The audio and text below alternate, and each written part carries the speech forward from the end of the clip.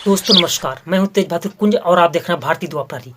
देश के असफल मंत्री, जी हां, आपने सच सुना। हम आपको बताना चाहते हैं कि नए मंत्रिमंडल के गठन के पश्चात कुछ ऐसे पुराने मंत्री हैं जो अपने कार्यकाल में असफल रहे हैं, लेकिन उनको नए मंत्रिमंडल में वही पुराना स्थान, महत्वपूर्ण स्थान दे दिया गया है, लेकिन वह असफल हैं। ऐसा हम इसलिए बोल रहे हैं, आइए हम एक वीडियो की क्लिप को दिखाते हैं तो आपको यह स्पष्ट हो जाएगा कि वह वास्तविक रूप में असफल रहे। सबसे पहले गृह मंत्री अमित शाह, या देश का अब तक का सबसे विफल गृह मंत्री भी कहेंगे तो कुछ गलत नहीं होगा, क्योंकि इन्हीं के कार्यकाल में दिल्ली में दंगे भड़के थे। 1.5 साल पहले मणिपुर में नरसंहार शुरू हुआ, जहां आज भी दंगे, आगजनी और हत्याओं का दौर जारी है, जहां आज तक ये शांति बहाल नहीं कर सके हैं। रक्षा मंत्री राजनाथ सिंह, जिनके कार्यकाल में राफेल घोटाला हुआ, फोन टैपिंग के लिए पेगासस घोटाला हुआ, इनके रक्षा मंत्री रहते हुए ही चीन के साथ झड़प में हमने अपने 20 जाबाज जवान खो दिए। बात अब निर्मला सीतारमण की फिर एक बार फाइनेंस मिनिस्टर बनी है।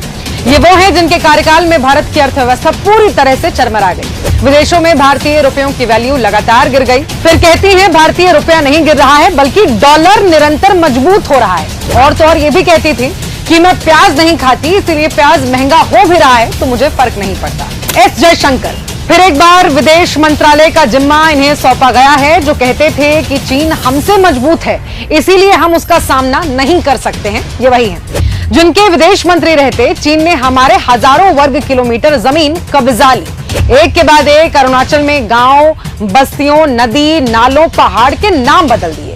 जिनकी कमजोर विदेश नीति के कारण चीन बार बार हमें आंख दिखाने की हिमाकत करता रहा। बात अब अश्विनी वैष्णव की। पिछले कार्यकाल में इनके बेहतरीन प्रदर्शन को देखते हुए इन्हें फिर से रेल मंत्रालय सौंपा गया है। इनके रेल मंत्री रहते हुए ओडिशा रेल हादसा हुआ, जिसमें 50 से ज्यादा लोगों की मौत हो गई थी। मुजफ्फरनगर रेल हादसा हुआ, जिसमें 23 लोगों की मौत हुई थी। कानपुर रेल हादसा हुआ, जिसमें 150 से ज्यादा लोगों की मौत हुई थी। भारतीय रेलवे की स्थिति बद से बदतर हो गई।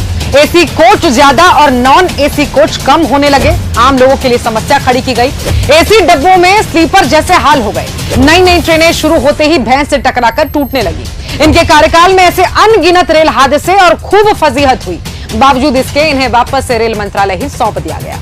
बात अब नितिन गडकरी की, जिन्हें तीसरी बार सड़क परिवहन मंत्रालय सौंपा गया है, जिन पर रोड, हाईवे और एक्सप्रेस वे बनाने के नाम पर करोड़ों के घोटाले का खुलासा खुद सीएजी ने किया था। सीएजी ने अपनी रिपोर्ट में बताया था कि कैसे भारतमाला प्रोजेक्ट के तहत बन रहे द्वारका एक्सप्रेसवे की प्रति किलोमीटर निर्माण लागत, जो कि 18 करोड़ के आसपास थी, उसे बढ़ाकर 251 करोड़ रुपए प्रति किलोमीटर कर दिया गया था। 10 साल और प्रधानमंत्री मोदी जी अपनी किन नीतियों की वजह से वह देश में असफल रहे और उनके कार्यकाल के दौरान कई प्रकार की ऐसी घटनाएं हुई जो आप को आश्चर्यचकित कर देंगी। आइए प्रधानमंत्री जी की इस वीडियो की क्लिप को भी हम दिखाते हैं तो स्पष्ट हो जाएगा। में मोदी जी ने खुद तो कोई काम किया नहीं, महंगाई बढ़ती रही, रुपयों की वैल्यू घटती रही, युवाओं को, किसानों को लाठियों से पिटवाया गया, महिलाओं पर अत्याचार होते रहे और साहब आराम करते रहे। अब उन्होंने अपना मंत्रिमंडल भी ऐसा ही चुना है, जो काम ना करता हो, बस आराम करे, भ्रष्टाचार करे, देश को लूट खाए, चूना लगाए और मौज करे। और इस प्रकार की वीडियो को आप लोगों में शेयर करिए और हमारे चैनल को सहयोग करिए, सब्सक्राइब करिए। हम आपके द्वार तक ऐसी सूचना को लाते रहेंगे। बहुत बहुत शुक्रिया। जय हिंद, जय भारत।